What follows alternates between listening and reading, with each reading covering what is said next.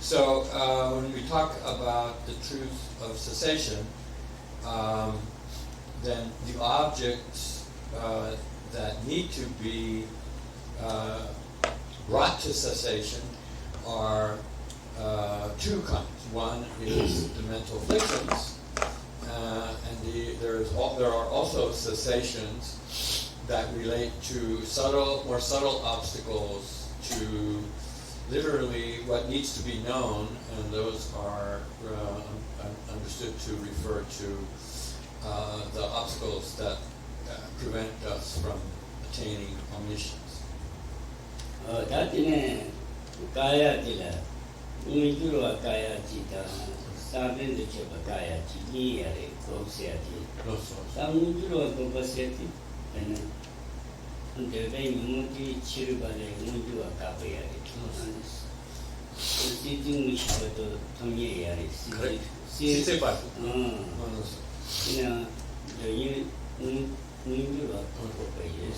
So,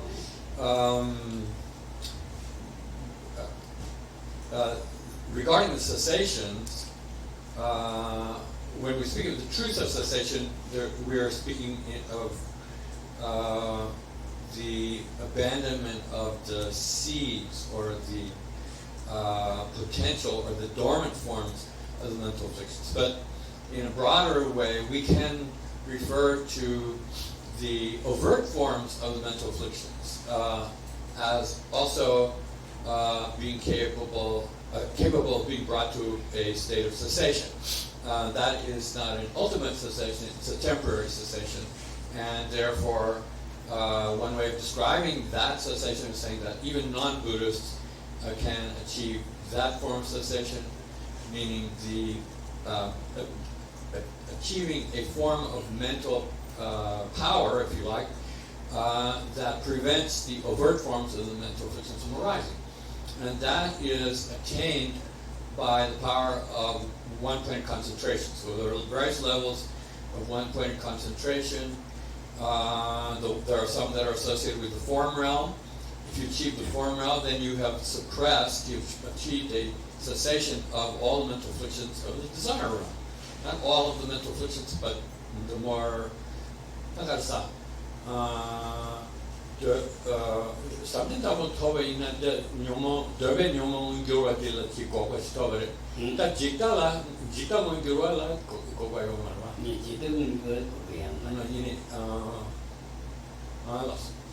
So there are some finer distinctions that need to be made. But at any rate, generally speaking, the mental afflictions that are active in the desire realm, attachment towards objects of the desire realm, and hatred, which is only operative in the desire realm, for instance, one has the ability to prevent them from arising in any overt form if you achieve the mental states of the form realm, which are generally associated with the dhyanas. And then even among the dhyanas, you can achieve, as you develop them, you can suppress the mental afflictions that are related to the first dhyana when you achieve second dhyana, when you suppress the second dhyana when you achieve the third, and so on, up to the formless realm, which also has 4 levels, the highest of which is called the peak of existence. One is one name for the 4th level of the formless realm.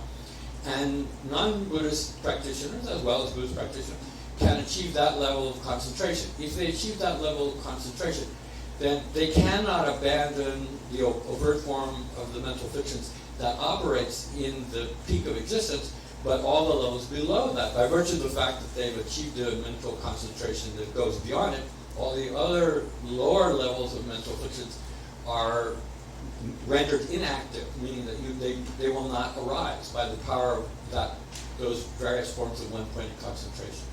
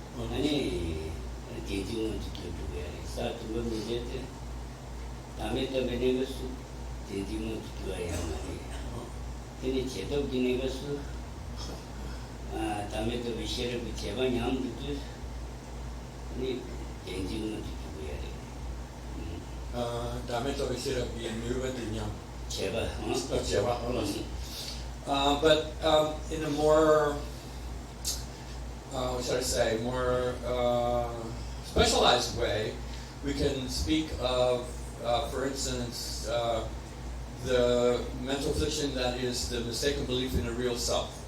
So regardless of non-Buddhist level of one-pointed concentration, they believe in a real self. So none of their practice is going to do anything to diminish their belief in a real self. So that aspect of the mental afflictions will not be suppressed. And another form of mental affliction is the mistaken belief that entities are self-existent, the subtle form of ignorance. So that also has a dormant aspect and a manifest or an active aspect.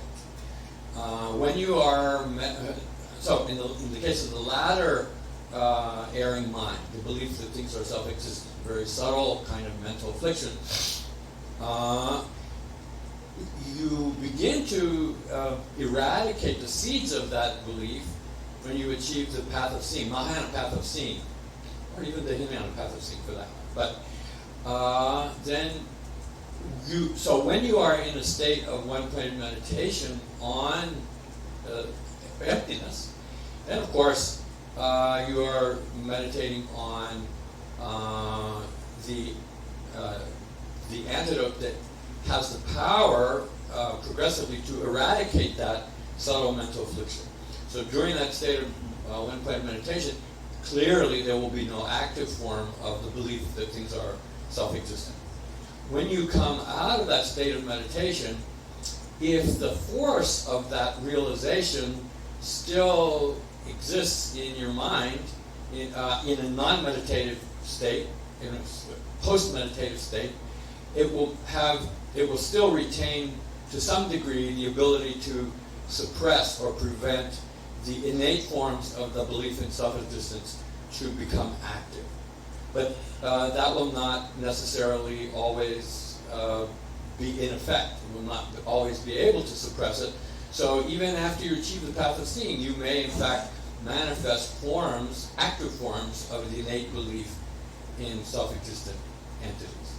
So that mental affliction, its ability to appear in a manifest form is not completely removed until you achieve the 8th Arya, Bodhisattva Arya level. At that point, the innate form of the belief that things are self-existent has been totally eradicated, and since it's been totally eradicated, it's not possible for it to become active or manifest again.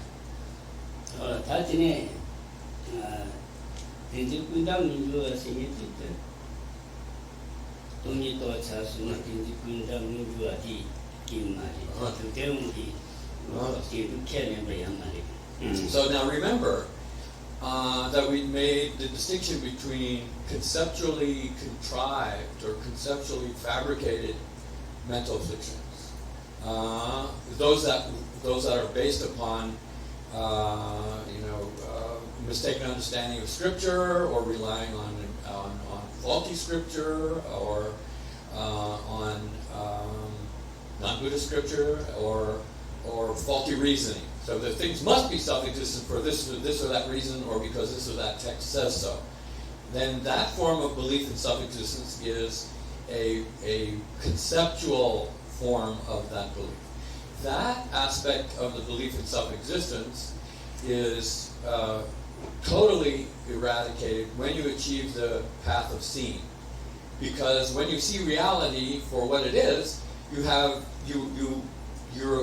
achieved through your direct experience what is the correct view, and when you come out of that meditative state, you have no reason, no basis, or you would not have any reason to form a wrong opinion about self-existence. So that contrived form of belief in self-existence is gone, but not the innate form, the one that comes habitually, the one that you can't help your tendency to develop, that has no connection directly with any logical justification.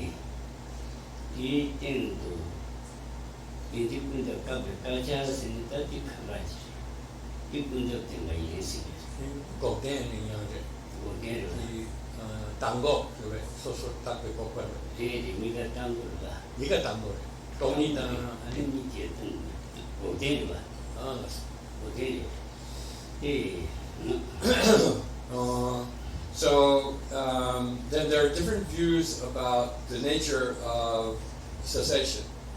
The cessation, generally, throughout all the schools, throughout all the Abhidharma traditions, and all the Buddhist schools can be thought of as forms of Abhidharma systems, they all accept that the truth of cessation is a permanent entity, an uncaused entity, something that is, in that sense, permanent. The word is called that is an analytic cessation, and it is an unconditioned entity. It's not causal. It itself is not causally produced. Then there are different views about the nature of that cessation. So, in particular, in the middle way school, the two main divisions of the middle way school are the Svatantrika Madhyamikas and the Prasangika Madhyamikas. Those who believe in the need for an independent syllogism, and those who believe that you have to use an indirect proof. Those who believe in independent syllogism, so it's considered a little bit of a lower, less refined form of the middle way school. they assert that there are two aspects of the truth of cessation, and one is a relative truth entity, and one is an ultimate truth entity. When we say an ultimate truth entity, for any Mahayana school, ultimate truth means then emptiness or ultimate reality. So that's one distinction. And another important point is that the nature of the knowledge that produces the cessation is a state of one-pointed meditative concentration. And when it's that direct realization of emptiness, shall we say, is when the first moment that it's entered is called the non-interruption path. And that phase of that meditative state is the direct antidote, which is in the process of destroying some aspect of the mental afflictions whose cessation is being created or is being manifested.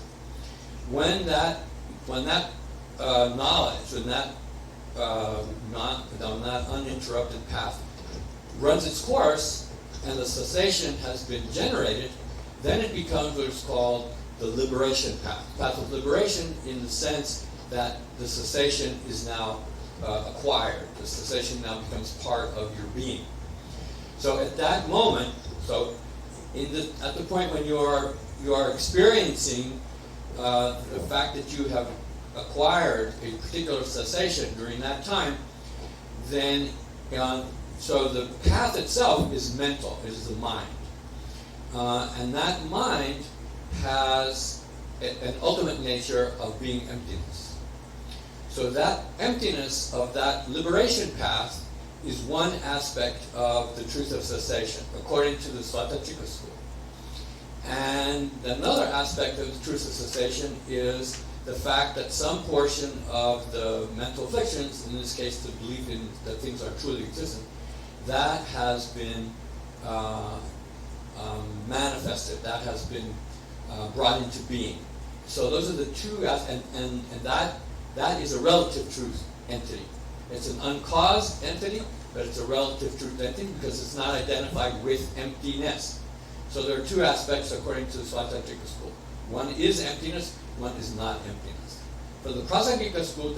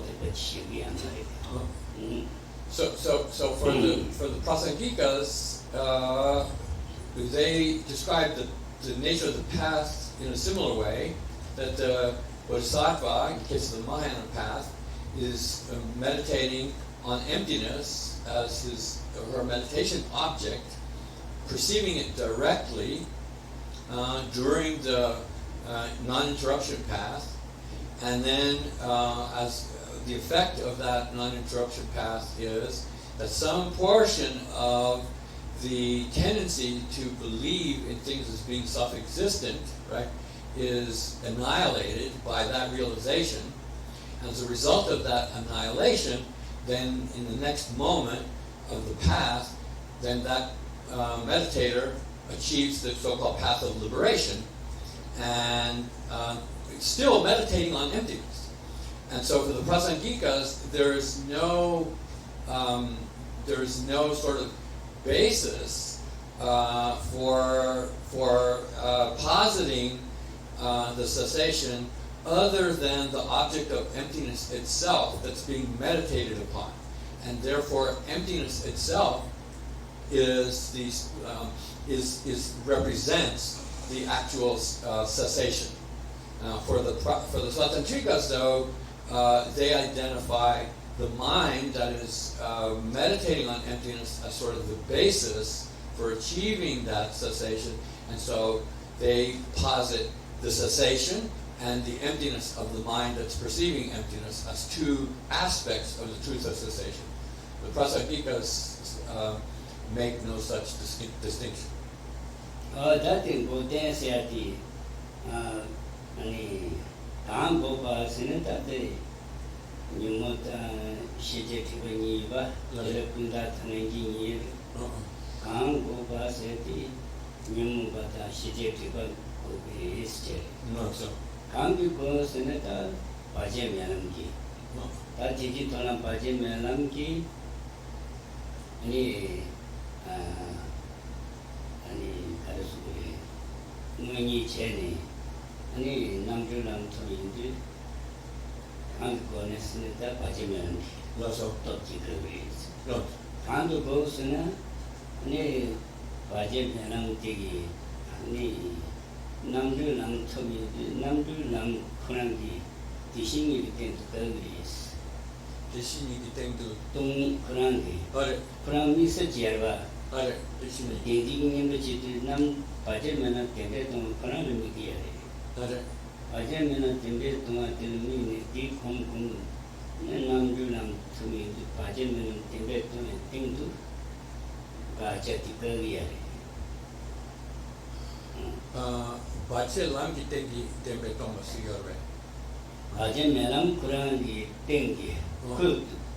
Kundu tu karu kundre Ki wangi, ki nugal ten. Kurangi tungi tu kundre ba. Laja. Kuyati. Tati namju lam tumi tu tamba kurangi tungi tu namju lam ki tengi tungi re dore ba. Laja. O ta namju lam ki tengi dishini di tengu. Ani Kokten. Bache tiga giaris. Tiga bayi sang koden kurang. Di tongi di la. Namjolang di. Meet you di. Oh, kandu kobe kobat se. Kandu ko sena. Namjolang di tengi tongi. Tungi di ting tu kabaris. Iyi se te koden di da. Namjolang di ting tungi di. Okay, so this is a kind of rephrasing of that distinction that we were just talking about, but within the context of the Prasangika school alone. And so there are three distinctions that can be made that help to explain what the Prasangika position is. So they all use a relative pronoun. So what is being brought to a cessation? Gangopa. What is being brought to a state of cessation is any form of the obscurations, be it the mental afflictions, or the obstacles to omniscience, be it the mentally contrived conceptual form of the mental affliction, or an innate form of the mental affliction. Any one of those types of obscurations are at different stages in the path are what is being brought to cessation, gangopa. Then you use the instrumental. By what are they brought to a state of cessation? What is the means that brings them to a state of cessation? What brings them to a state of cessation is what is called that path of non-interruption. The path of non-interruption is the moment at which you are meditating one-pointedly and directly perceiving emptiness.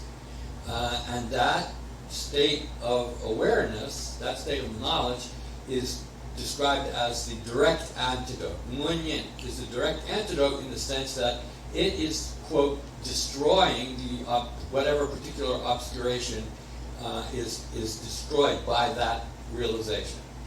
So that moment when your realization of emptiness is having the effect of destroying some element of the obscuration. So that's the path of non-interruption. When that path of non-interruption has completed its role of destroying some portion of the obstacles, then that same meditative state takes on the quality of what is called the Namdrolam, which is the path of liberation. Liberation in the sense that you have been liberated from some form of the obscurations. And so then a third relative kernel is, what is the locus where that cessation is found? Or where is that cessation, or in relation to what is that cessation recognized? Something along those lines. In the phrase is gandukok, and that's the locative of the relative pronoun. So what that means is that according to the Prasanghika view, the cessation is emptiness itself. So perceiving emptiness in the active aspect of that event is destroying is eliminating some aspect of the obstacles. Once that obstacle has been eliminated and you reach the stage of liberation, you still continue to you're still meditating on emptiness. And the emptiness that's being perceived during the liberation path phase of that process, that emptiness becomes where the cessation can be identified. So that's why the Prasanghika school identifies emptiness itself as the nature, the essential nature, or the representative of what the truth of cessation is. So I hope that's somewhat clear.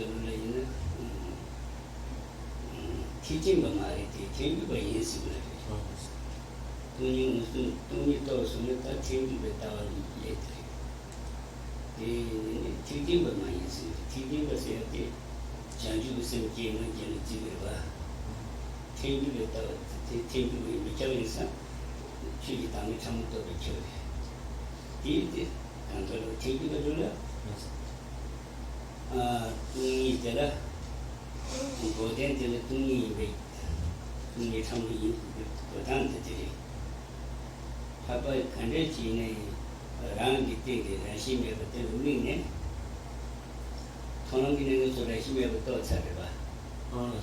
Just a Tolan Bajaman with the Rangi Tiki, Rashimi of the Mine, and Bachi Kavi, because Casa with the Chief Tamicham deep into Korea. Just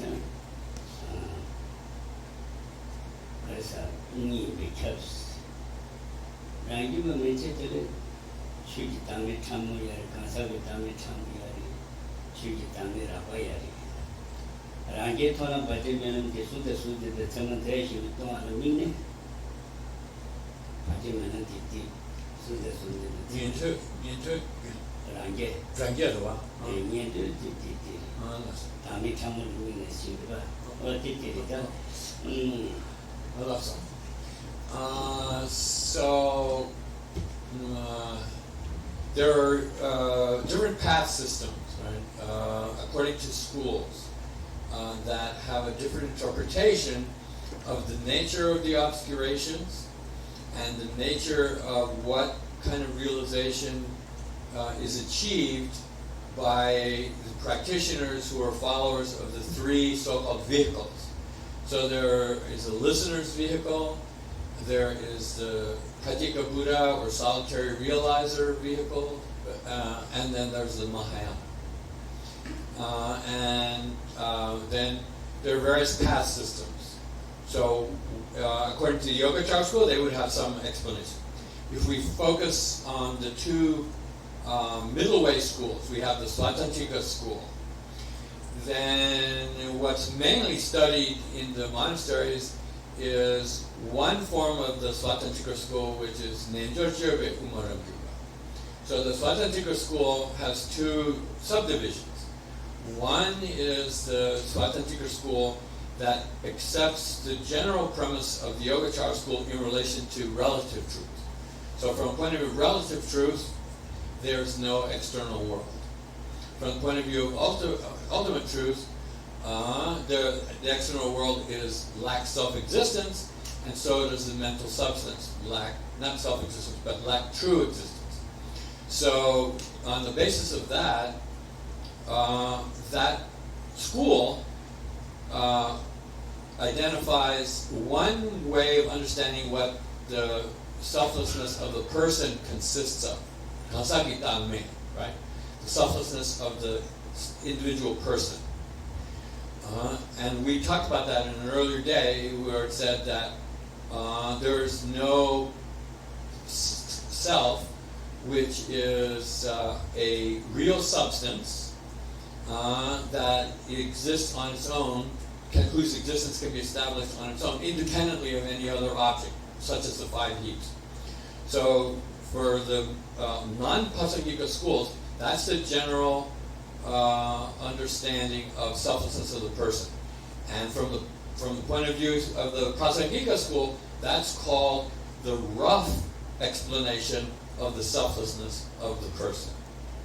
So according to the non-Prasangikas, when a follower of the listener school perceives selflessness directly, that so-called rough form of the selflessness of the person directly, then that person achieves the listener's vehicle path of seeing, and that has a non-interruption path, and when that form of selflessness is perceived directly, and then when that antidote runs its course, there is a liberation path that arises in its wake, and that constitutes the attainment of the cessation of the conceptually contrived form of the mistaken belief in a personal self, right? As the path of seeing, right? Then, if you take the practitioner of the solitary realizer's vehicle, according to that Ninja Gyumed school, the what is it called? The Yogacara Svatantrika Madhyamika school.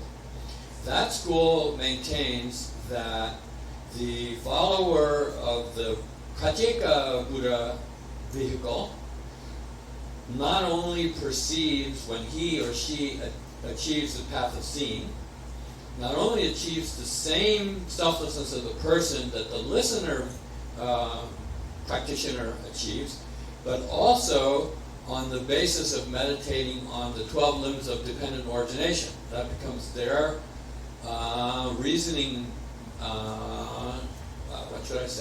their instruction that enables them to realize that at the level of relative truth there's no external world. So that differentiates the solitary realizers from the listeners. So when they achieve the path of seeing, they not only achieve a realization that of selflessness of the person, they also realize that external objects and the mind that perceives external objects are not distinct and separate substances, real substances. So that means there's no real external world. So that's a higher level of realization than what the listener perceives. And so when they achieve the path of seeing, their cessations are more deeper, stronger than those of the listener's view. And then further, there is the Mahayana vehicle's path. And when that practitioner perceives emptiness directly, because in the Svatantrika, Yogacara, Svatantrika, all the schools, non-Prasangika schools, only the Mahayana path practitioners achieve emptiness directly. So that person eliminates any obstacles that the listeners eliminate, any obstacles that the solitary realizers eliminate, and in addition to that, they perceive emptiness directly, and therefore they eliminate the conceptually contrived forms of belief that things have some true form of independent existence. So that's all part of the Yogacara Madhyamika, Yogacara Svatantrika Madhyamika school system. Okay, so that's somewhat complicated. Take the Prasangika position. Prasangika position is all three of those vehicles, practitioners, all achieve a realization of emptiness when they attain the seeing path. So the listener practitioner achieves direct realization of not just the rougher form of selflessness of the person, but achieves a realization of the selflessness of the person, which recognizes that to be the absence of any self-existent basis for the notion of a nominal self. So there's no objective entity that corresponds to what we call a self. So that's the subtle form of selflessness of the person. And since there's no distinction in the nature of that selflessness of the person and the selflessness of the skandhas in terms of the epistemological significance of that realization, so the listener also perceives the emptiness of entities, of the five skandhas, the insubstantiality of entities as well as the insubstantiality of the person. Same thing is true for the solitary realizer. Same thing is true for the Mahayanas. However, those two non-Mahayana vehicles are not, they're not supported by bodhicitta, so they are not a form of Mahayana path. So then there's an expression which says, once you achieve any of the paths of seeing, or the path of seeing of any of the three vehicles, then according to the Prasangika school, you become a Prasangika person. You become someone who has realized the ultimate import of the Prasangika view.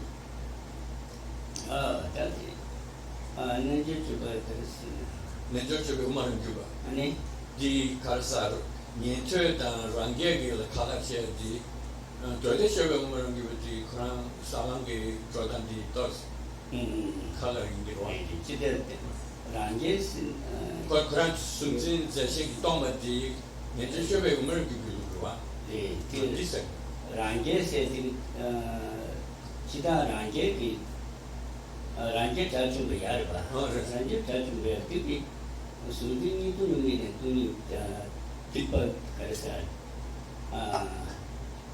ye ji kunda ka diya re ranje khurang ranje tajun se yati Ore. sundingi tu teni shiji tami si kasa yedu kunda pandi yari yedu tajun ti yedu tigi kasa ki tami chamun mine di ranje di shiti di rapar di pandi shiti pang rapa pang be yarba tajun ranje tajun batigi to sundingi tu mine ani kunda pandi yari t-shirt na dikarsa ranje tajun batigi sundingi tu chuki tambe rapa mine tajun be kuma tu yari yedu tajun batigi kasa ki tame chamun mine nyumu pangi yari ranje tajun bati chuki tame rapal pen mine nyumu pangi yari di insan kuni la goten di kangare goten di ji la chuki tame chamun yari chuki tame rapal yari ji la Okay, so another way to differentiate between the three vehicles, according to the Yogacara Authentic Madhyamika school, is they describe the listener vehicle to abandon the mental afflictions on the basis of the rough form of selflessness of the person. And then when they become an arhat of the listener's vehicle, they have abandoned all mental afflictions and become an arhat. The follower of the Pratika Buddha vehicle is aware of that understanding of selflessness of the person, but generally meditates on a more subtle understanding, which is that the objects that are perceived as existent external to the mind, and that the mind that perceives them are separate substances. That error is false, and so they perceive a kind of emptiness, which is not related so much to the nature of belief in a person, but in relation to the nature and belief of a real external world. And so that realization, that selflessness, is described as the insubstantiality of entities or phenomena, but a rough form of the insubstantiality of phenomena. And generally that's described as being based upon the way in which they are meditating on dependent origination, their understanding of dependent origination. And so they meditate on that awareness and become arhats. So what they abandon is not so much different from what their listeners abandon, but the paths and the forms of knowledge that are the methods for abandoning them are somewhat different. Panseti kasa rangi ke panseti nyomo koran di kama yon yo. So they say they actually not only abandon the mental afflictions, but they also abandon a rough form of the obscurations to omniscience, namely the obscuration that causes you to believe that the external world is real.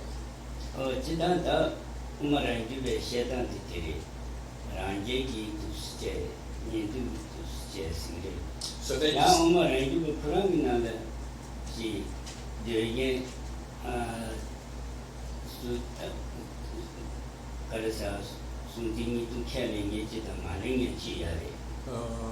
sundingi tu kene jo coba umapata berarti coba sini ya ruang ini ya umar juga sini ranjang ini tu tobe ciri tamu-tamu ini di harapan ini ranjang juga kuat saja 지당 Gyore, Sigure. 랑기베스는 랑기베 지당 비시인데 좀 랑기베 룰라 랑게 되게 중딩이도 좀 공부했지.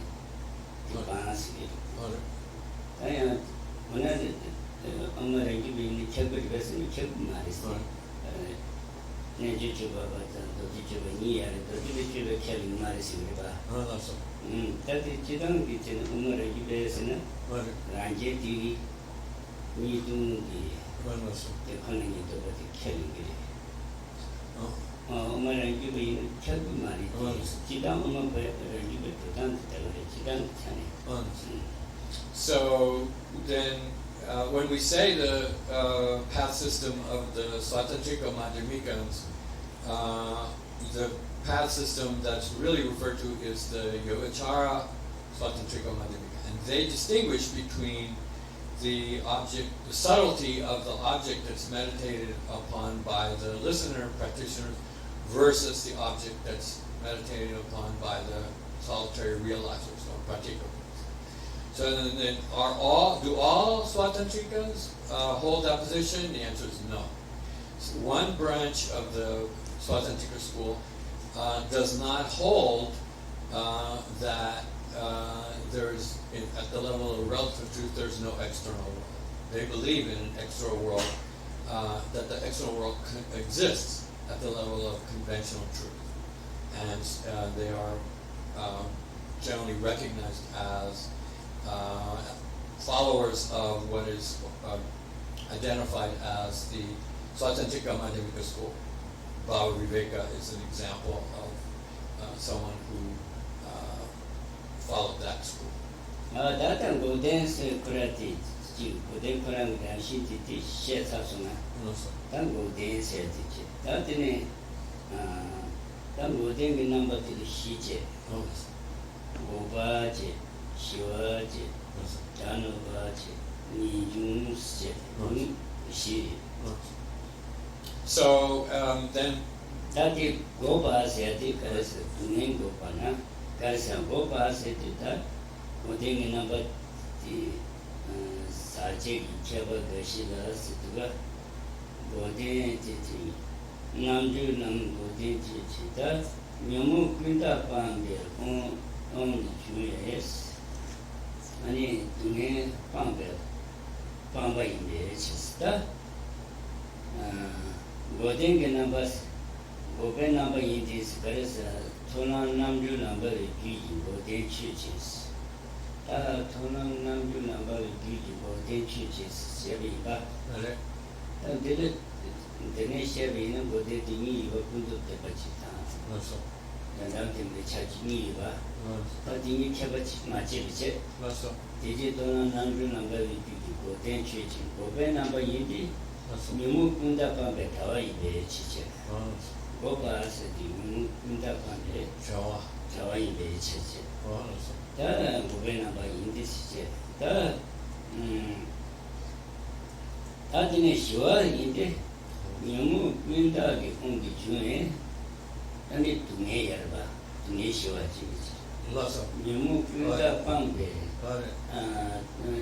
두네 빵베 너무 군다게 중에 두네 빵베 다와 이베지 다 너무 군다 빵이 너무 군다 공기 중에 두네 대빵이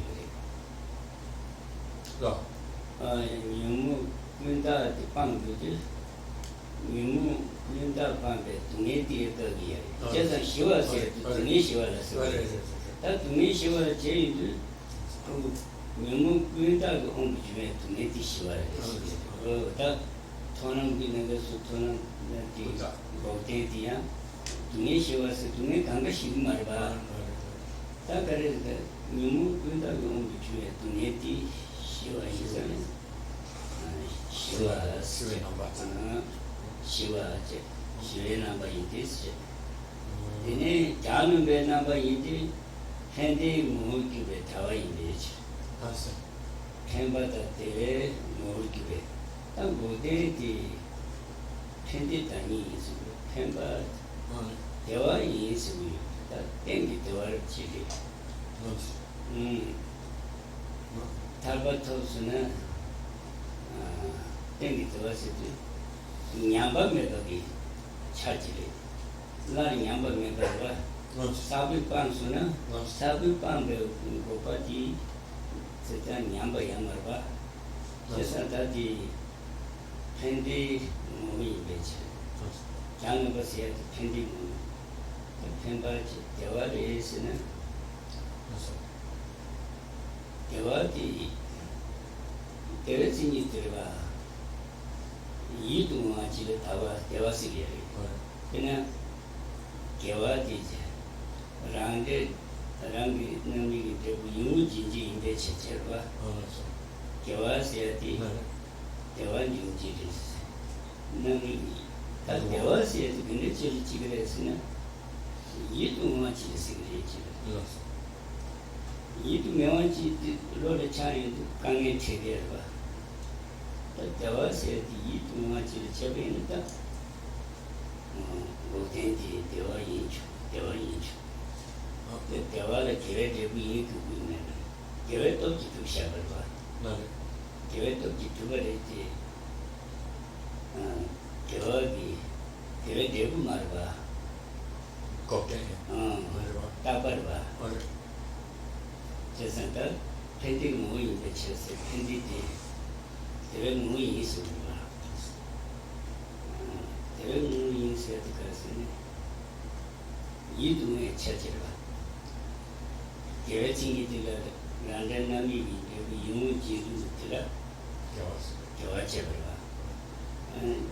대화가 가르친 게 대화지기를 대화 그래서 유무세야 돼 대화를 제를 딱 유무들이야 뭐이 지금 많이 유미샤주도 뭐 된지 이게 동화를 봐 저기 사태는 시 대화를야 니 시바이 대화를 뭐 붙이에 아니 저와스도가 저와스도 제보인 규 제베 제보 많이 쓰게 봐 어디 그래서 대화기 대부리게 매매 대화 공덕지도 대부리 그래서 제보인은 저와 제보세스 디코케노와 이네 코란 규 제베 제보 말했어 따바랬어 봐 일단 이네 신고 대화를 했어요 봐 대화를 했어요 봐 코케인데 대화를 이제 따바 계획되고 말했어요 제가 대화시에 계획되고 시작이야와 계획진이 디자인을 만든 남이 되고 이루어지는 시점을 봐. Okay, so this initial discussion of truth cessation is kind of an overview of what the truth of cessation, how to understand the nature of the truth of cessation as it relates to any of the three Buddhist paths, what its nature is according to different schools, and so on. Then the next point is to address the four aspects of the truth of cessation. First one is cessation itself. Ane karsa jawa tanati damutiki seni shaduga ane karsa jawa chiksungarwa jalwa parata jalwas jarawati go jamba ene di jawa di damutila kandasi sumare damutila gopa shiwa janam chirwa di karsa namjolangi chik tope jawa sen soritire mare baje menam tigi baje menam tigi bata baje menam tigi jamparwa tiji tona baje menam tigi jambe tigi so te namjolangi tigi tigi so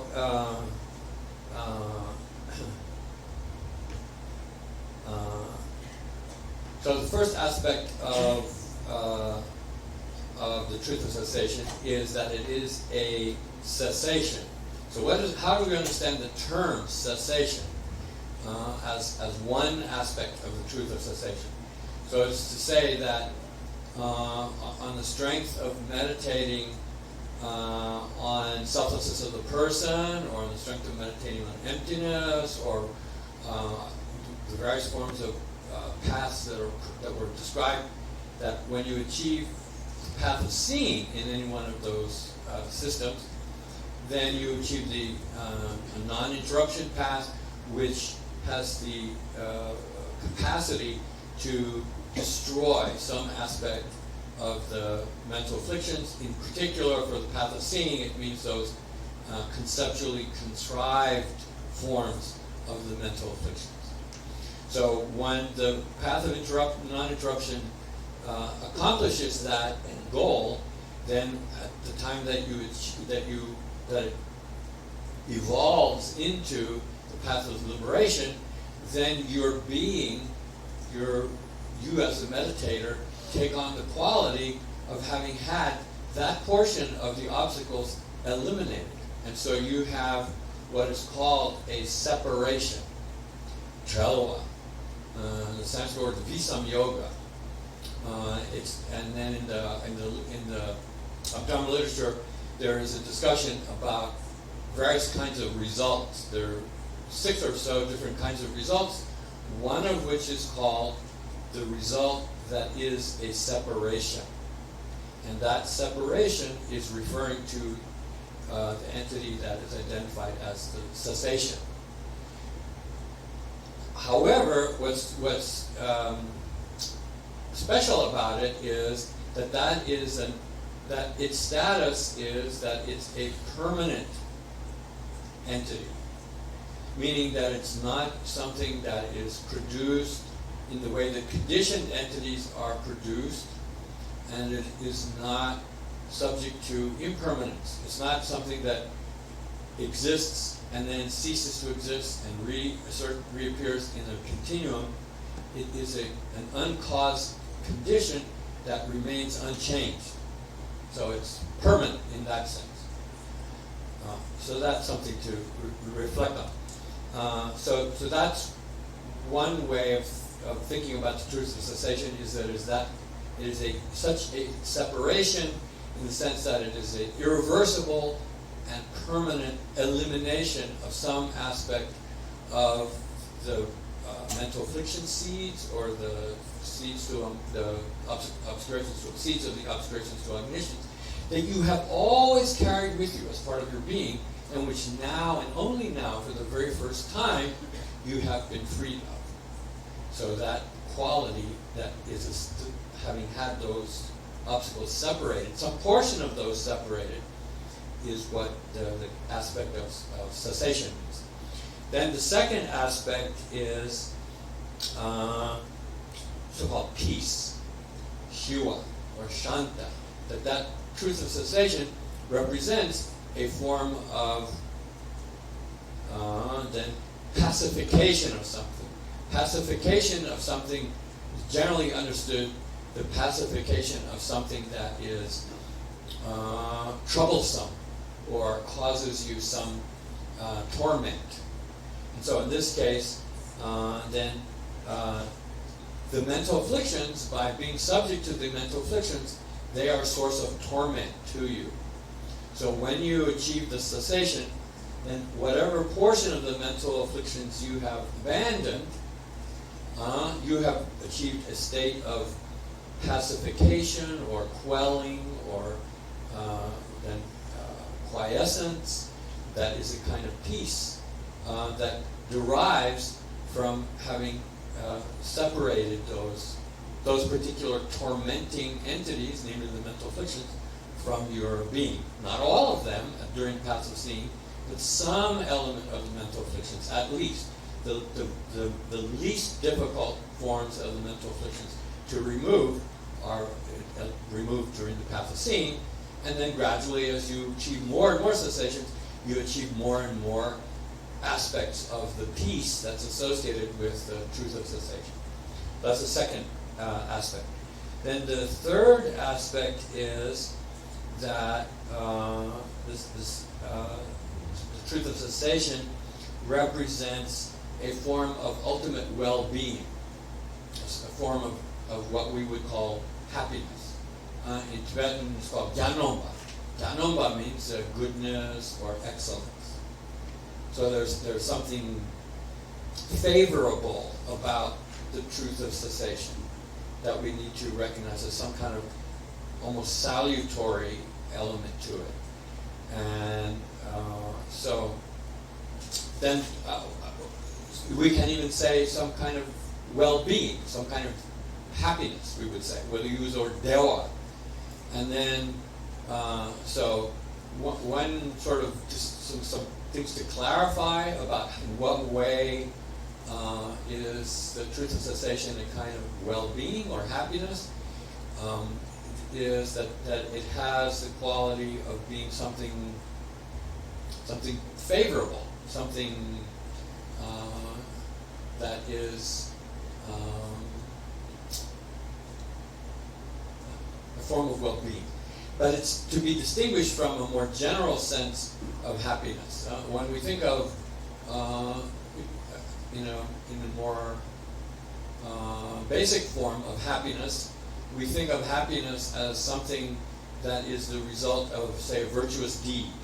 So a virtuous deed, by definition, as a cause, it has the capacity to bring about some sort of, used in Tibetan, Jayabu means result, Yiduwa means something that is favorable, something that literally is appealing to the mind, in the sense that when you experience it, you are pleased with it. So that Jayabu Yiduwa, it means the favorable result that's generated by virtue is kind of definition of what happiness is.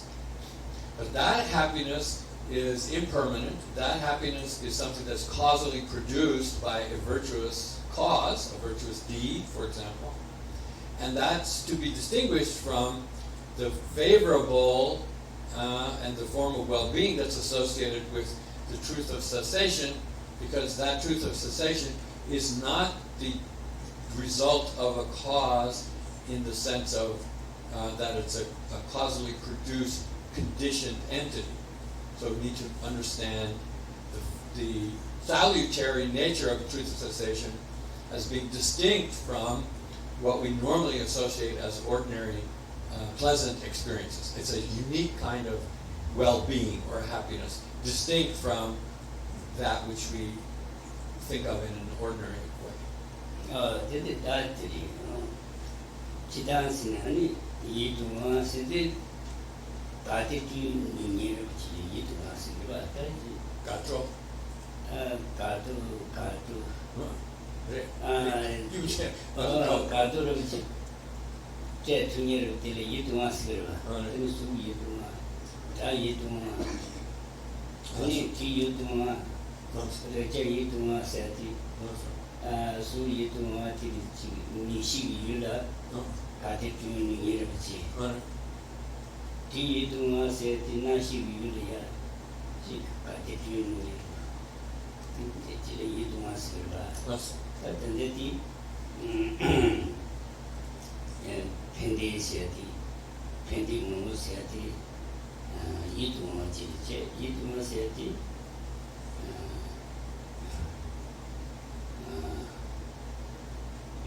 Kelete usete yidunga ji jebimba. Temu du dewa gangi betile yunsi ye. Dewa dile kelete betile yunsi jebirba. Kelete betile dewa shagiyarba. Jadi kelete ni shayi du rande nami jebu yunsi ji si ji.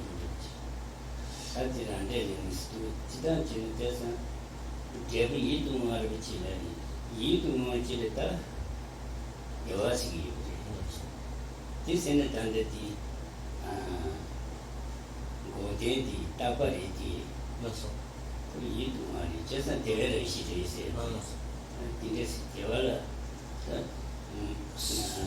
So tabari me tabari kanga yuchubi So I think the kind of thing that's being distinguished about this aspect of the truth of cessation is that we want to call it a form of well-being or a form of happiness. But and so how do we understand what we think of as happiness? So the kind of the most basic characteristic of what we want to consider as happiness or well-being as something that when we consider it we view it in a favorable way. We view it as something that is in a looser way, something that is pleasing, favorable in the sense that the idea of it itself is pleasing. So when you see, in the way that when you look at a beautiful object, it causes you to feel some kind of pleasure at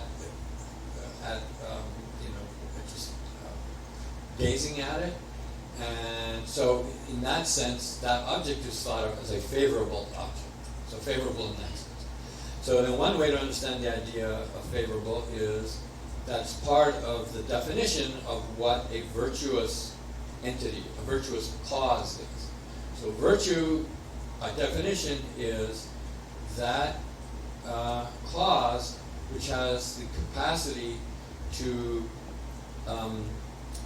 engender or to produce some kind of favorable ripening. Use the word namin. Namin means some kind of consequence or ripening of it in its wake.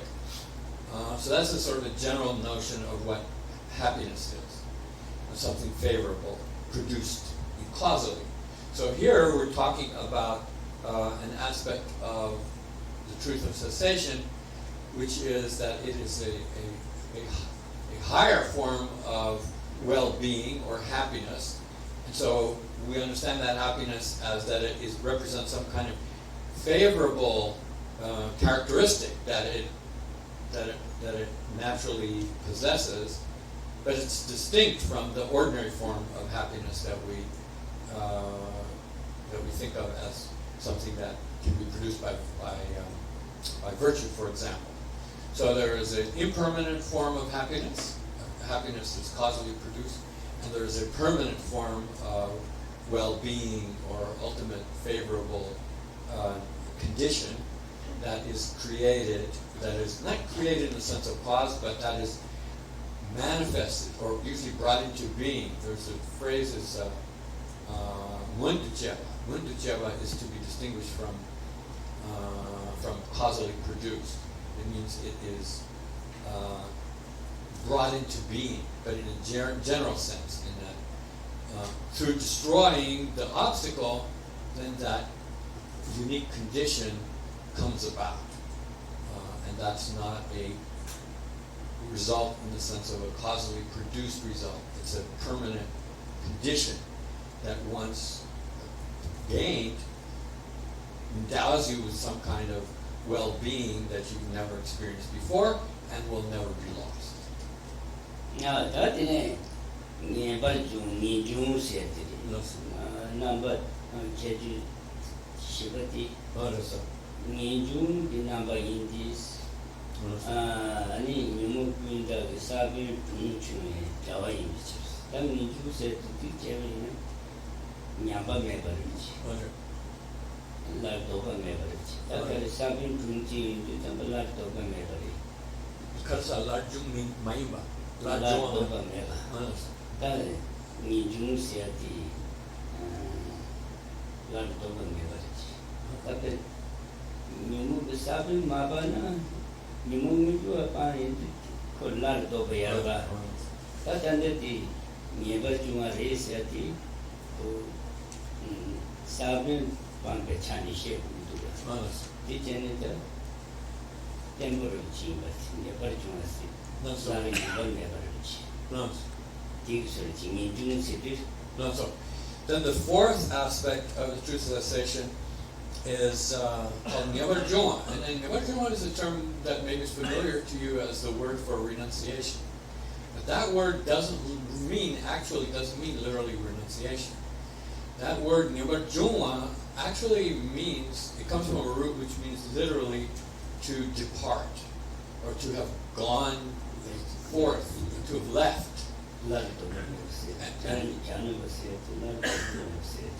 So in this sense, it's similar to the term psychos. You leave the place that you're from. So you've gone forth or you've departed from some place. In this case, the place you're departing from is the condition of a samsaric condition, and you have left it, you have departed from it. So it has a specialized meaning of deliverance, the meaning, so the sense of having permanently departed from the condition of being subject to some portion of the mental afflictions in such a way that they will never return. And so that irreversibility of the cessation, meaning that they have been abandoned permanently such that they cannot reassert themselves. If you suppress the overt form of the mental afflictions, for example, through one-pointed concentration, that does nothing to destroy the possibility or the potential or the capacity to generate them in the future. So if you lose the force of that one-pointed concentration, those mental afflictions could again return. But if you destroy the so-called seeds, some portion of the seeds of the mental afflictions, then the very possibility for that particular form of the mental afflictions that are associated with that seed is gone, and therefore they have been eliminated permanently.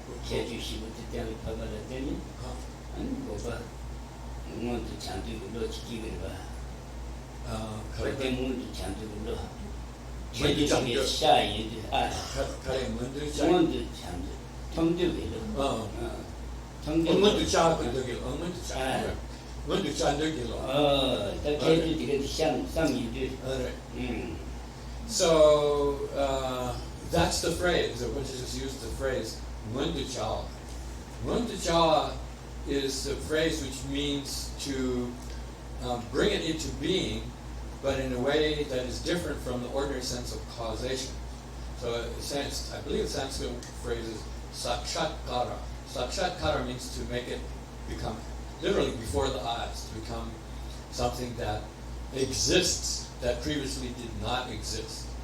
So the four aspects are, then cessation means that some aspect of the obstacles have been removed. Chalwa, you separated them from you.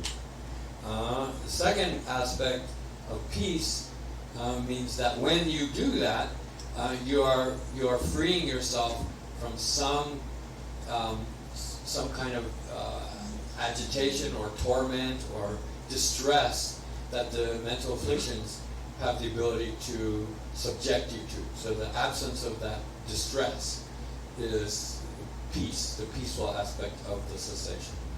Then the third aspect of goodness, or gyanomba in Tibetan, means that not only are they a quality in which you have been freed from some form of torment, but it is, in a more positive way, also a state of well-being in and of itself, some kind of ultimate, pure happiness. And then the fourth aspect is that once removed, then you are permanently delivered from them. You are liberated from them. They will not return. They are irreversible. They will not come. They will not return again.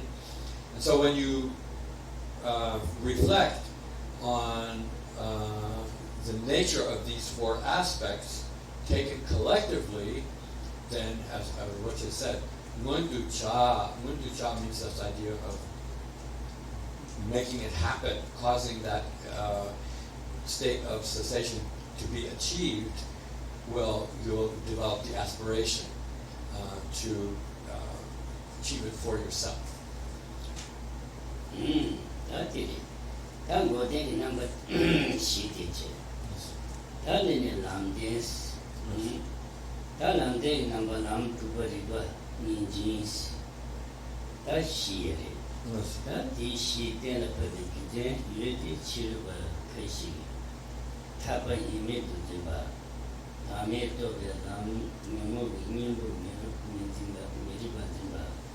Sajay is someday Grishiba, Talam to Jimba. To make them say children, Tarba, Talam Heber Jimba, Mushu, Dimbu, Lam, Ribaso, she came to telepathy, Kavayuti, Chiriba, Namji, Telefuna, Telefuna, Talam Bomba, Kundi Gulumiki, Lam Ribaso, Telebeba, Tami, and Jakundu Chivichi, or that is that Lam Siati. That's it. Lam said, for the general Lamma Yari. Sonam the Jonam said, Lam Dinky, Curry. And he didn't Lam Dinky, Sonam or Lam Milunam Stay. Sunyari. This is the general, I mean, Lam Nabuti, Lam Dinky. Lam Nabuti, Lam Dip, Jig, Lam Tat, Sonam, the Sonam Yirba. That can say Lam Nagat Dina the do you wear. That is an Lam Dance shade.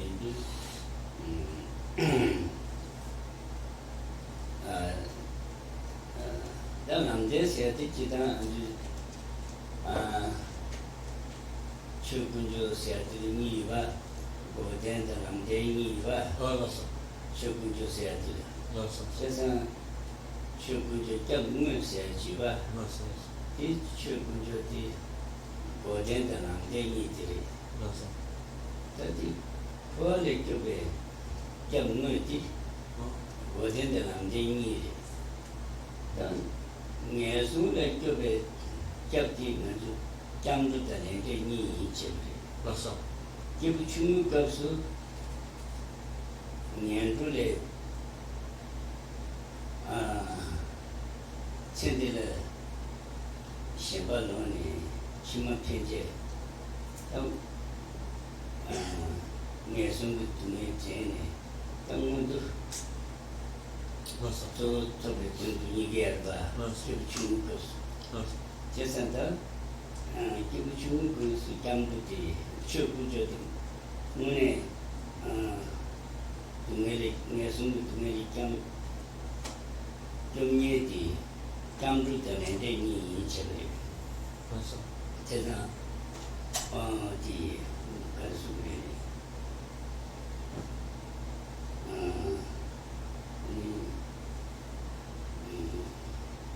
Katambalama.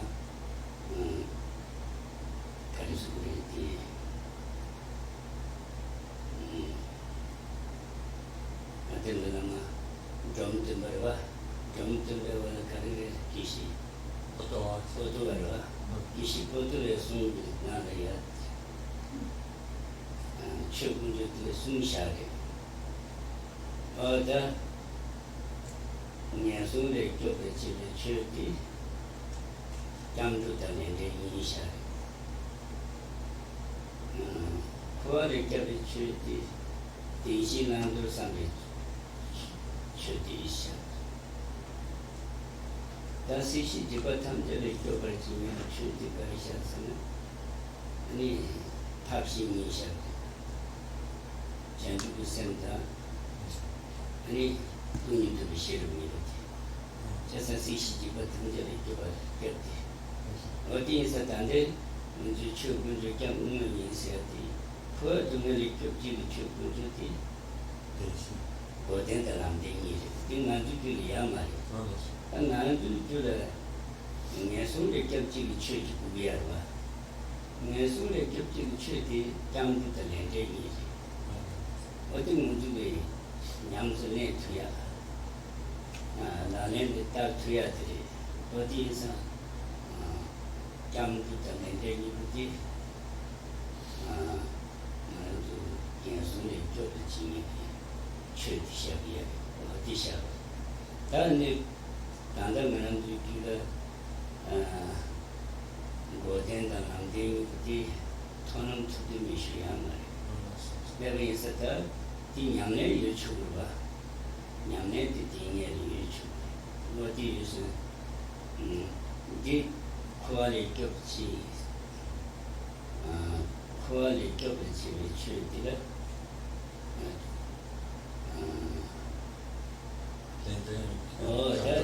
科里教起来去的国天的人这些的，但是呢，国天的人这结束呢，那样科来，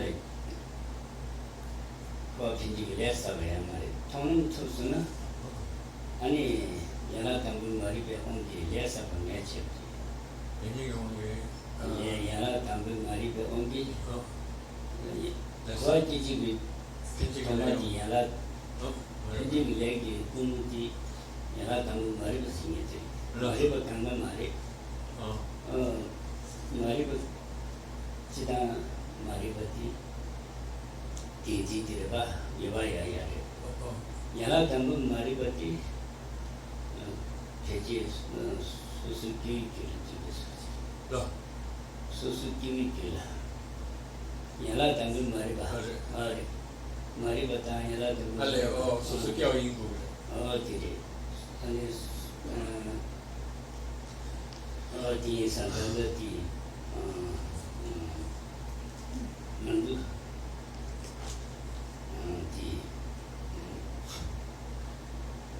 어디래 다디 고된 땅 남대스 티 토는 돈나 티도숨 가루 토는 돈나 머리가 오기 라야 포알 기지 편집이 돼서 내쳤지 그래서 다 포알이 급지시야 토는 남대도 편집이 포알이 여기 집에 출시해야 돼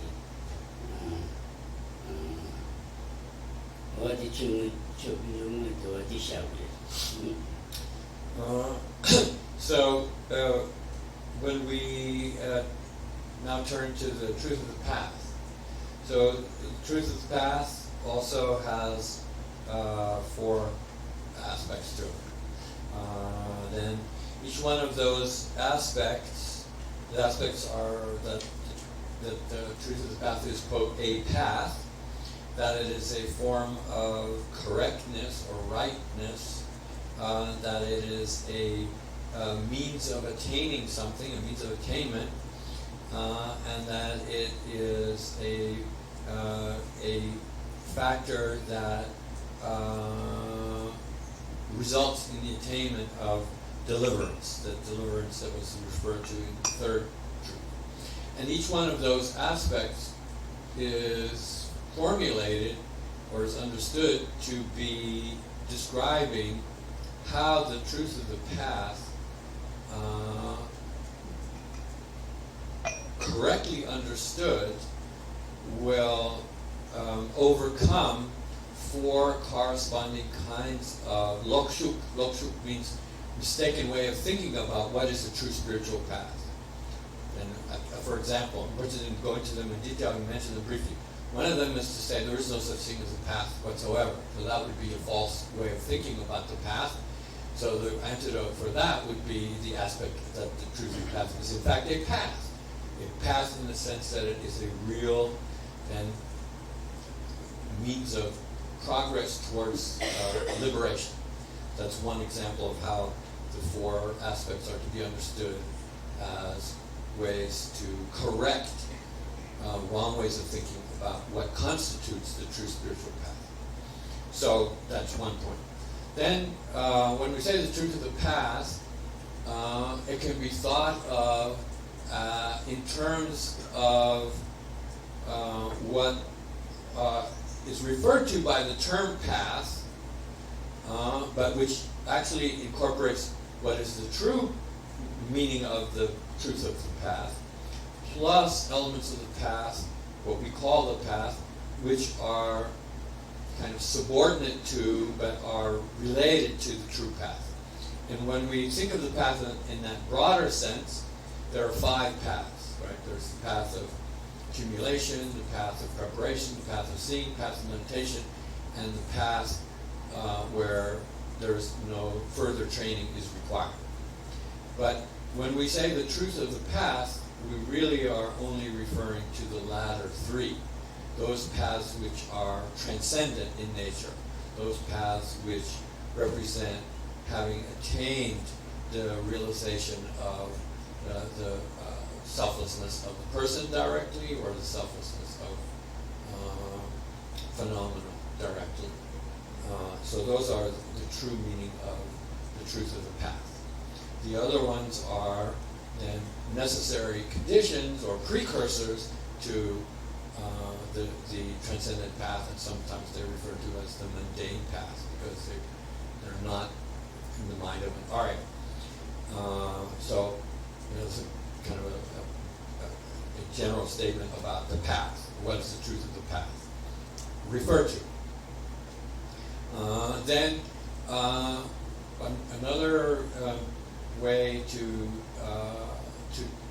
address this topic of the truth of the path is that it is one aspect of the ultimate form of the Dharma Ratna.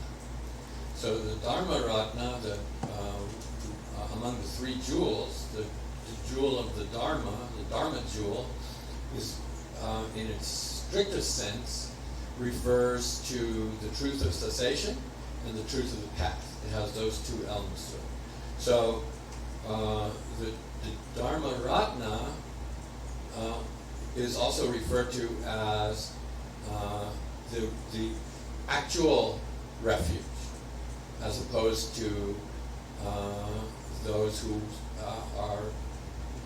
as opposed to the Buddha is the one who teaches the actual means of attaining the actual refuge, and the Ratna and the Sangha who are then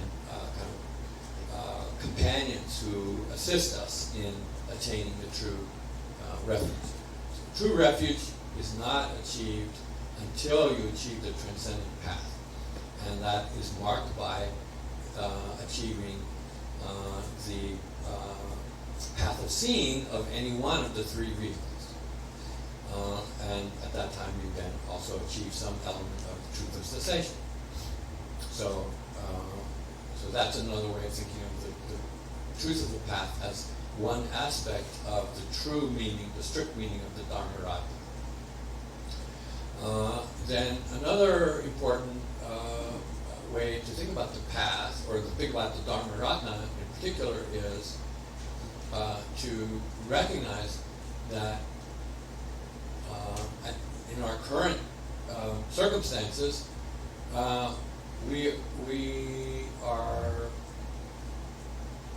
really lack the ability to effectively, in our current circumstances, apply ourselves to a practice that is in the near term likely to enable us to achieve the path of seeing and the related truths of cessation, if we're honest, right? So that's not to say we should aspire to that. That's not to say we should strive to gain that ability, but in our current status, we cannot take refuge in the Dharma Ratna in the sense that we are likely to achieve the truth of the path, the truth of cessation, anytime soon. So then, especially in the Lamrim tradition, a point is made that for ordinary practitioners, what one should take refuge in, one takes refuge in the Dharma Ratna, is something that is related to those, but is something that is accessible to us currently, now, that will provide us with some kind of refuge, some actual protection. And that is the practices of the person of basic capacity, or kibuchumu, lesser capacity. And that is the practices of taking refuge in the three ratnas, and the act of entrusting yourself, taking refuge in the sense of entrusting yourself to the three ratnas, and then as a form of practice, the path would be to cultivate then a form of conduct, daily conduct, in which you try to abide by the principles of karma as much as possible, meaning on the one hand to avoid committing non-virtuous deeds as much as possible, and also trying to cultivate virtuous deeds as much as you are able. And so those two elements for us, for most practitioners, is the form of the Dharma that we can actually resort to. And so for us it's really important to apply ourselves to, in an immediate sense, in the here and now sort of way, to that form of the Dharma, even though it's not strictly what is meant by the Dharma Ratna. And so this is something that was emphasized by the Kadampas, and then of course in the Galupas, who maintained that teaching system. So among the early Kadampas, one of the first, one of the what we call the patriarchs of the Kadampa system was a direct disciple of Drontarma. His name was Padoa, and he formulated three forms of the Dharma for practitioners can take refuge in and resort to. So the one was the refuge that is represented by what was just mentioned. That is the refuge that is gained by taking refuge in the three ratnas and practicing a lifestyle that accords with the principles of karma. And that will provide you refuge in the sense that it can bring about the direct and near-term result of saving you from the falling into the lower realms. So that form of suffering, it can free you from that form of suffering, free you in a temporary sense, but nevertheless provide that form of refuge. Then the second kind of Dharma that can be practiced is then the Dharma for the middling level practitioner, which is the practice, the path that represents knowledge of the Four Noble Truths and cultivating then the elements of the Four Noble Truths, meaning particularly the selflessness, cultivating wisdom that leads to the realization of selflessness of the person under the influence of complete renunciation. So that level of Dharma practice can give you the refuge or protection that is freedom from all of samsaric suffering. So it's a refuge in that sense. Then the highest form of refuge is represented by the two forms of peril. In Tibetan the word is jigpa. Jigpa usually means fear. It doesn't mean subjective fear, it means the thing that you are afraid of. So that is a peril, some danger. So what are the two main dangers from the point of view of Mahayana? Two main dangers are the danger of falling into the extreme of samsaric existence, remaining in the extreme of samsaric existence. We want to avoid that. And the second danger is the danger of falling into the extreme of seeking only your own liberation, seeking the peace of Hinayana Nirvana, which is a quiescent state that will not allow you to act on behalf of others. So those two dangers or those two fears, you can gain refuge from them by relying on the two main elements of the Mahayana path, which are means and wisdom. Means being the compassion and bodhicitta that will not allow you to fall into the extreme of Hinayana peace, and the wisdom of understanding selflessness that will protect you from the danger of remaining subject to the suffering of samsaric existence. And Rinpoche said something, he said something very important. He said that if you achieve the true truth of the path, the actual truth of the path, meaning path of seeing, then one of the effects of that, one of the immediate effects of that is that you are no longer, you will no longer be vulnerable, you will no longer subject to the error of accumulating any new form of projecting karma. What that means is, because you perceived selflessness, you have gained that, you've eliminated any erring conceptual thought that will cause you to formulate a belief in the real person, which would then lead you to generate samsaric karma, the kind of samsaric karma that has the potential to project a new samsaric existence, then you will no longer do so. So you still may have some karma in your past, but you will not generate any new form of projecting karma. So that in particular should be understood to refer to the limb of ignorance. That's the first limb of the 12 limbs of dependent origination. That ignorance, which would cause you to generate the form of karma, the second limb, the formations, which in its more precise sense means the karma that will project future rebirths.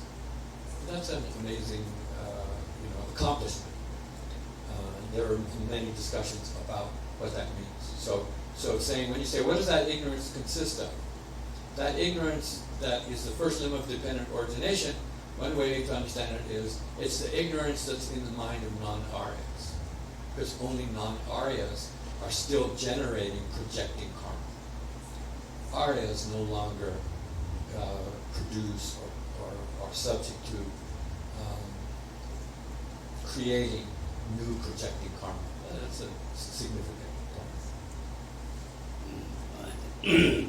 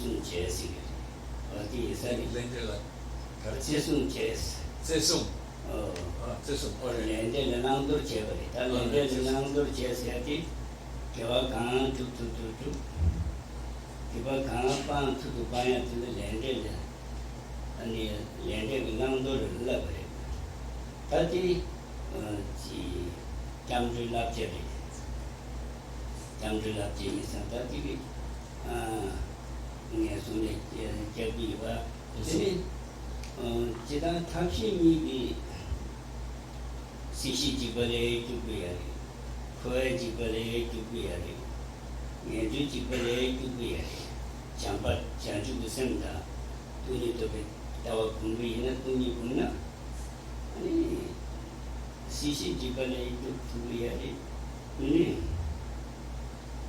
Koya Jibale to Turiari, Yasu Jibale to 단 렌데 붙이더라. 대신 남도 상관이 코알레 지발에 겹치게 아 시신 지발에 겹치게 말이 내랑 다 준 것도 수비 렌데기 대신에 주상이 코알레 들어봐. 세제 아니 시신 지발에 겹쳐야 말이.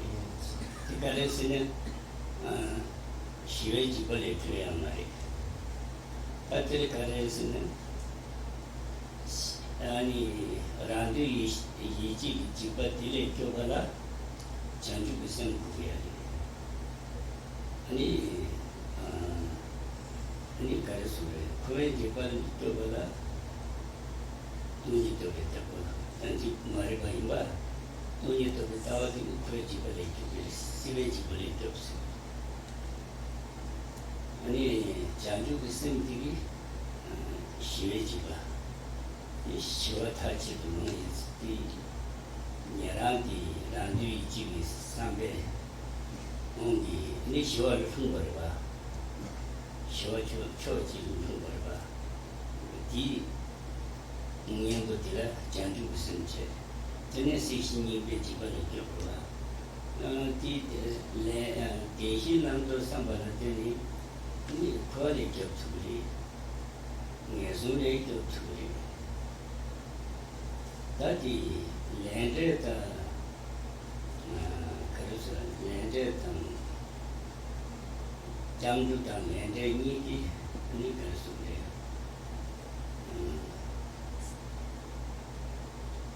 다디 장주들의 주문만이 배 장주야 주문만이 장주들의 전 장주 무슨 지발이 장주 무슨 디 주문만이 배 장주들이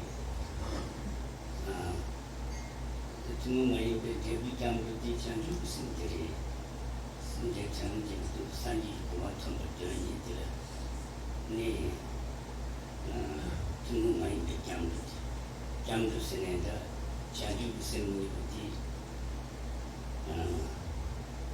그 도바지 찬이 장주 시제 도바지 찬이 장주 무슨 시제 디제브리 제상 주문만이 배 장주 디제브리는 아니 장주 무슨 들레인 랑기 톱제를 집에 무슨 게 산지 고마 통지 불러 들레인지 주문만이 배 장주 제격지 제격지 주문만이 장주 인구를 왜? 그 제격이나 주문만이 장주 인구를 왜? 제격이나 가르사 제격이 장주 인구 적을 왜? 제격단 제비 장주 제자디 제비 장주라 제격단 제비 장주를 가라야 돼. 아니 대부 제비 장주단 제격라 제자님이 제국 장주 세인데 규익 장주 세인데 제국 장주 세인데 가르사 제국 장주에서 랑이 톱절 교배 제주 가르사 상계 그 고만들 장주 제외나 어디 주문 많이 받아. 뒤통 많이 두고 다른 게 톱절 교배 나중에 그만 톱절 저중에나 예 제격이 두모이 랑이 톱절 교배 랑기 톱절 교배 다중 봐서나 그 주모이 다중디 티기 바래야리 티기 티미 바래야리 다지 랑기 톱절 교배 얘도 다중 그거가 저기 장주 지하를 봐 어디 주문 많이 봐 얘랑기 주문 많이 버리고 집에 봐 어디 말 산지 주고만 통주비 장주지 장주 선제이야 선제부터도 산지 주고만 통주비로 들어 장주 무슨 선제야리 장주를 뒤집어야 이제 장주를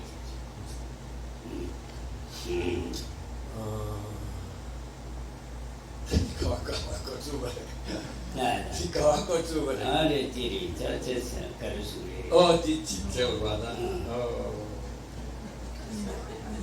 나는 뒤에 라디오 지켜봐라 So what is kind of when he kind of is in the groove, he'll say something, and then he'll come back with more on the same subject, but it's a little stronger, a little deeper, kind of making more distinctions. So that's kind of what he's doing. So he said, so we were talking before about the lesser person's form of taking refuge and practice is, there were two elements, sort of taking refuge and cultivating a form of practice that conforms to principles of karma, is the way I put it. So one way, in Tibetan, they don't use the word karma on its own. Usually it's used le and je together. So le means karma, je means karma's results. So le and je means then you use the term for karma and karmic results as a sort of one kind of compound noun to refer to the fact that you have knowledge that certain kinds of deeds have certain kind of results. Some good deeds have good results, bad deeds have bad results. And so with that understanding, then you engage in a certain kind of practice. So you use the phrase zisum. Zisum means, ziva means then you hold it in high regard. You value it. You value the understanding of karma and knowledge that encourages you to adjust your conduct accordingly. The ziwa means then you view it as important and valuable. Soma means not only do you value it, but you actually observe it. You actually follow it. You actually, the Tibetan word soma means to protect, but here it means in the sense of keep it. You value it and you keep it. So those two words come together, so it means not just karma, but also karmic results, and you not only think of it as important, but you also, in fact, put it into practice and observe it. So that's what it means to practice, or to cultivate a form of practice that conforms to principles of karma. And then you can say that you engage in a form of spiritual training that relates to the doctrine of karma and its results. So then we went back to those three distinctions about the lesser practitioner takes refuge in three dharanas and cultivates a form of practice that abides by karma, the knowledge related to karma and its results. And then the middling practitioner is a person who seeks liberation and also then understands the nature of the Four Noble Truths, and in addition to understanding about karma, also cultivates the knowledge of mainly the selflessness of the person. That wisdom is the main element of the path that's being practiced. The person who's cultivating principles of karma doesn't necessarily understand fully the meaning of selflessness of the person. And then the third one was the person who not only understands those things, but also it has altruism that doesn't just seek one's own liberation, but is seeking a higher goal, but not for one's own benefit, but rather in order to enable you to benefit others.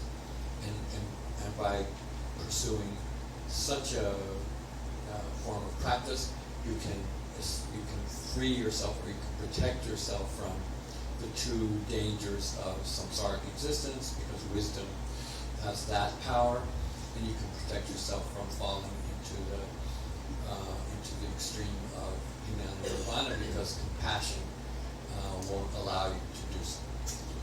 So, having said that, those three distinctions apply in a downward fashion. The person who's the Mahayanist is not just practicing wisdom and means.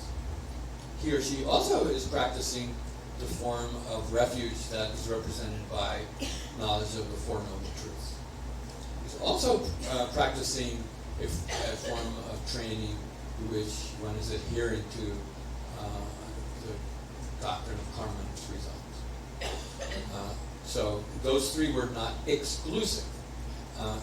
From the higher level, all of them are being followed or adhered to. The second practitioner, who's mainly cultivating a form of practice that relates to the Four Noble Truths, then even if one practices the Hinayana path of the listener's vehicle, for instance, and becomes an arhat, say, then even after attaining the status of an arhat, one would still conform to the principles of karma and its results. So one would still be relying on that most basic form of refuge.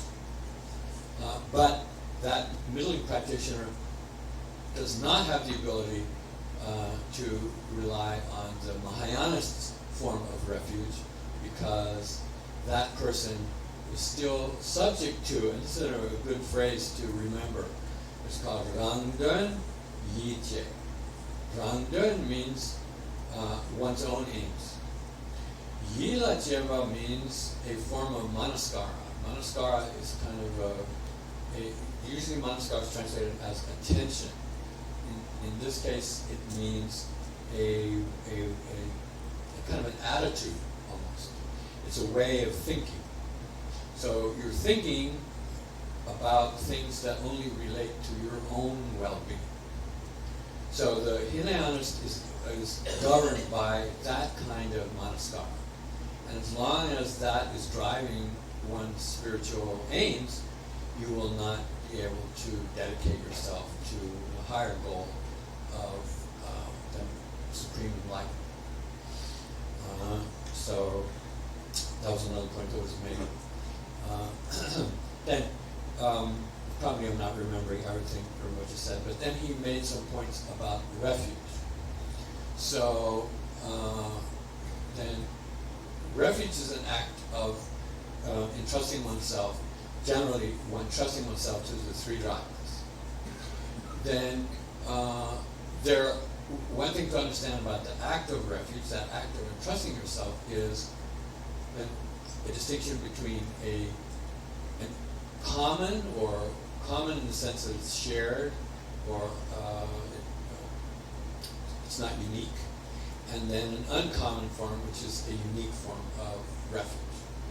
So the unique form of refuge is unique to Mahayanas, in the sense that when a Mahayanist takes refuge in the Buddha, for example, then one is taking refuge in the sense that Buddhahood is the goal that you are seeking to achieve, which is not true of Hinayanists, for example.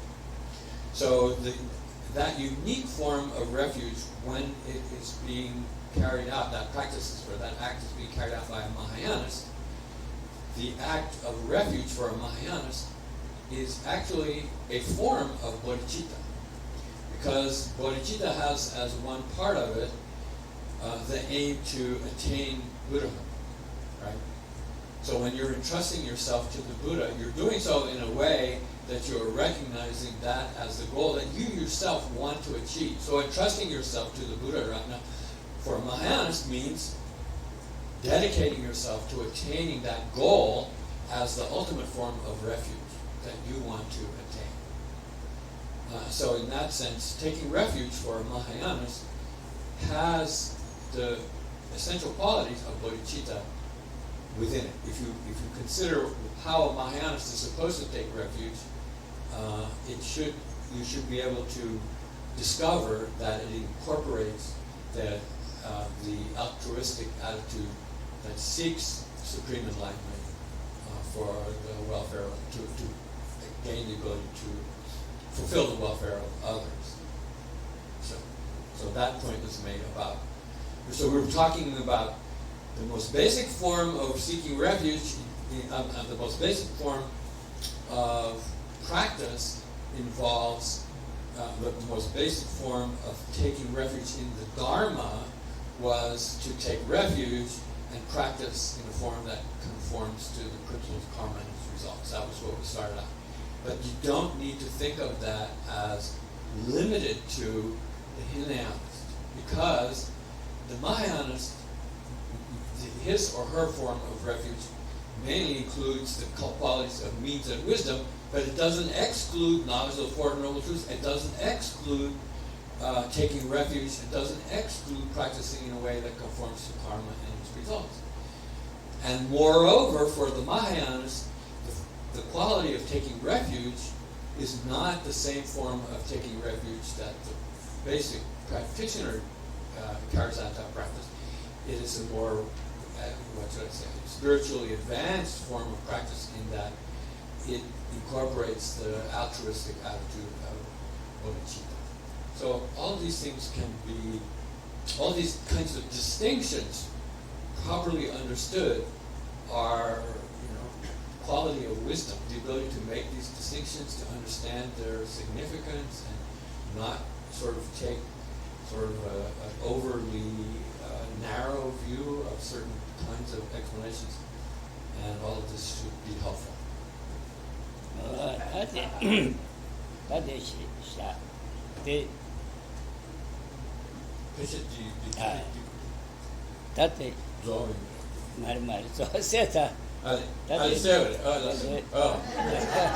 Instead his batteries were running out. He said, I turned it off. He said,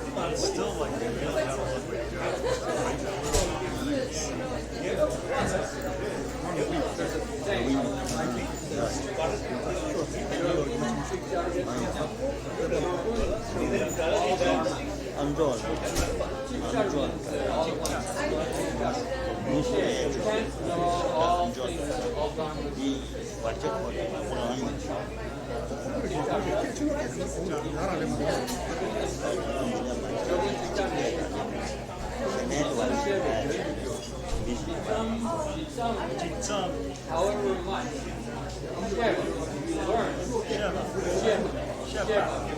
learn, however much you learn, however much you understand about, learn the good, use it, make it meaningful.